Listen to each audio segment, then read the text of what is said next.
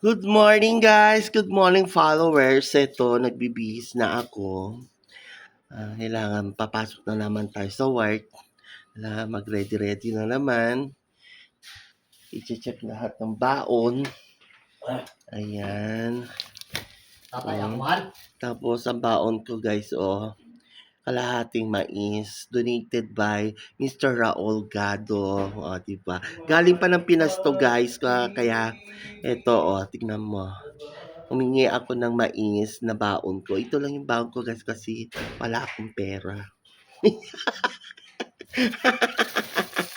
Ito, may nag-donate sa akin mais. Ayan guys. Diba? Sana all may mais. Diba? Pagtyagaan natin guys yung mais na baon kasi syempre it's a new year. Kailangan yung wallet natin is hindi mawala ng pera. Hayaan na yung magutom ka basta may pera ka na sa bulsa. Diba guys? Kayo guys, kumusta ang mga New Year nyo? And happy New Year sa all my mga followers.